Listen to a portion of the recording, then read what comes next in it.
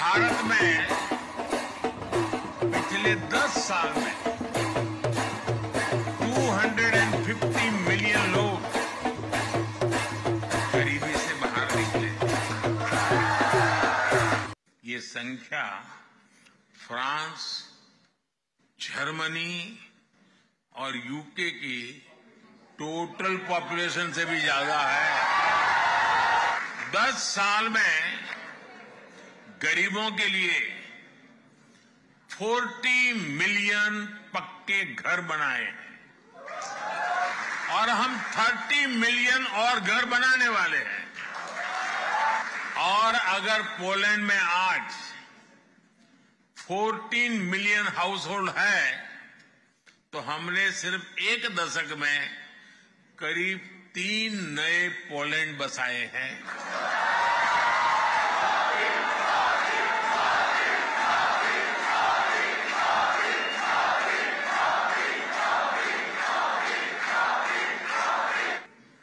दस साल में भारत में 500 मिलियन जनधन बैंक अकाउंट्स खुलवाए हैं। ये संख्या पूरे यूरोपियन यूनियन की पॉपुलेशन से ज्यादा है। यूरोपियन यूनियन की पॉपुलेशन के बराबर ही हर रोज भारत में यूपीआई से डिजिटल ट्रांजैक्शन होता है।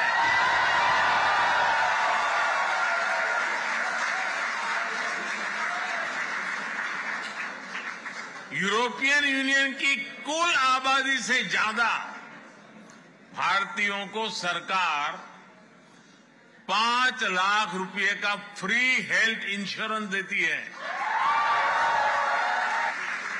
यूरोप और यूएसए की पॉपुलेशन को मिला दे करीब उतने लोग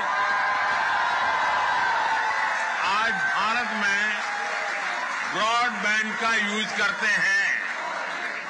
भारत ने चंद्रमा के साउथ पोल में अपना चंद्रयान उतारा। जहां कोई देश नहीं पहुंच पाया वहां भारत पहुंचा है और उस स्थान का नाम है उस स्थान का नाम है भारत। दुनिया का तीसरा बड़ा स्टार्टअप इकोसिस्टम है। अब भारत दुनिया की तीसरी बड़ी इकोनॉमी बनने से ज्यादा दूर नहीं है।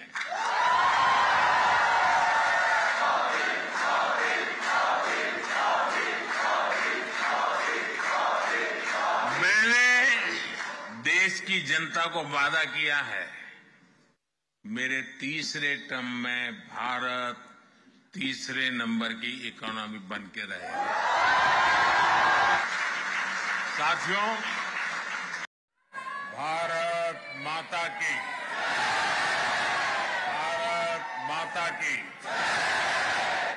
नमस्कार। केंझो वणक्कम, सत श्री अकाल, जिंदोबरे। ये नजारा वाकई अद्भुत है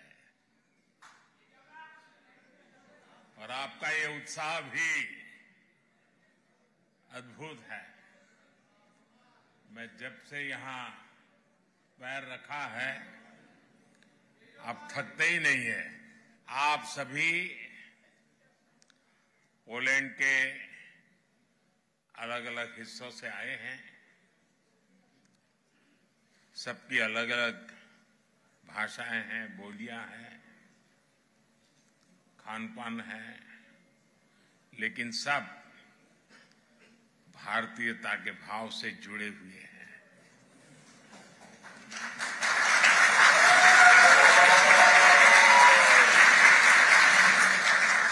आपने यहां इतना शानदार स्वागत किया है। मैं आप सभी का, पोलैंड की जनता का इस स्वागत के लिए बहुत आभारी हूं। पिछले एक हफ्ते से भारत के मीडिया में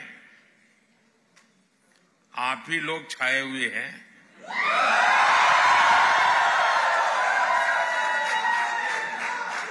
पोलैंड के लोगों की खूब चर्चा हो रही है और पोलैंड के विषय में भी बहुत कुछ बताया जा रहा है। और एक हेडलाइन और भी चल रही है और मीडिया में बताया जा रहा है कि 45 साल बाद भारत का कोई प्रधानमंत्री पोलैंड आया है। बहुत सारे अच्छे काम मेरे नसीब में ही है।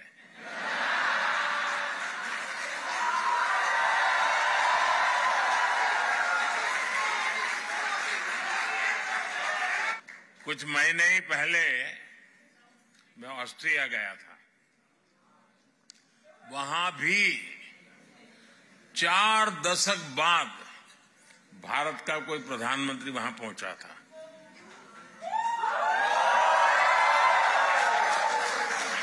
ऐसे कई देश हैं जहां दशकों तक भारत का कोई प्रधानमंत्री पहुंचा नहीं है, लेकिन अब परिस्थितियां दूसरी है।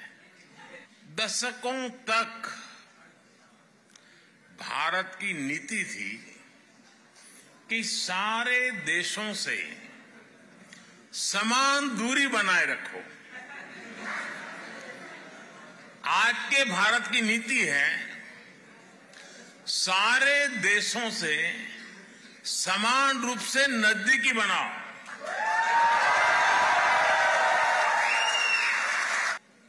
आज का भारत सबके विकास की बात करता है। आज का भारत सबके साथ है, सबके हित की सोचता है। मराठी संस्कृतीत मानव धर्म आचरणाला सर्वात अधिक प्राधान्य आहे। छत्रपति शिवाजी महाराज की प्रेरणा से कोल्हापुर की रॉयल फैमिली ने बलिवड़े में पोलैंड की महिलाओं और बच्चों को शरण दी थी। वहां भी एक बहुत बड़ा कैंप बनाया गया था। पोलैंड की महिलाओं और बच्चों को कोई तकलीफ ना हो, इसके लिए महाराष्ट्र के लोगों ने दिन रात एक कर दिया था। साथियों, आज ही मुझे मोंटे कैसिनो मेमोरियल पर भी श्रद्धांजलि देने का अवसर मिला है। ये मेमोरियल हजारों भारतीय सैनिकों के बलिदान को भी, उनकी भी याद दिलाता है। ये इस बात का भी प्रमाण है कि कैसे विश्व के हर कोने में भारतीयों ने अपना कर्तव्य निभाया है। साथियों, 21वीं सदी का आज का भारत अपनी पुरानी वैल्यूज, अपनी विरासत पर गर्व करते हुए विकास के रास्ते पर आगे बढ़ रहा है। आज दुनिया भारत को उन खूबियों के कारण जानती है जिसे भारतीयों ने सारी दुनिया के सामने साबित करके दिखाया है।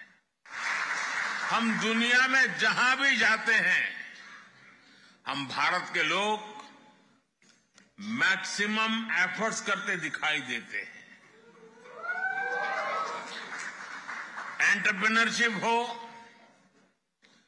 केयर गिवर्स हो या हमारा सर्विस सेक्टर हो, भारतीय अपने एफर्ट से अपना और अपने देश का नाम रोशन कर रहे हैं।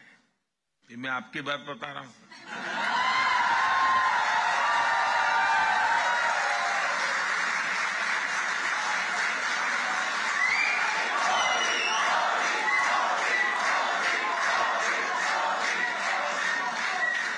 आपको लगता होगा कि मैं किसी तीसरे देश की बात कर रहा हूं।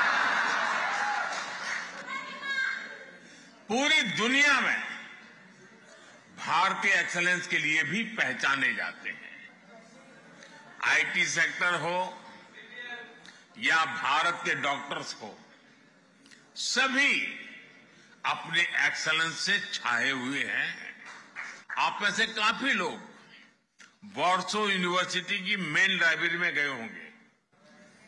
वहां भगवत गीता के उपनिषदों के आदर्श वाक्य हम सबका स्वागत करते हैं।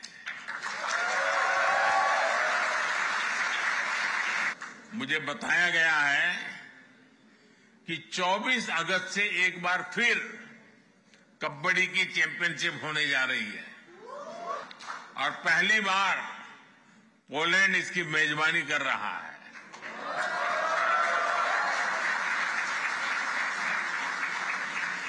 मैं आज आपके माध्यम से पोलैंड की कबड्डी टीम को अपनी शुभकामनाएं भी देता हूं। साथियों, एक बार फिर यहां आने के लिए, इस शानदार स्वागत के लिए मैं आप सभी का आभार व्यक्त करता हूं।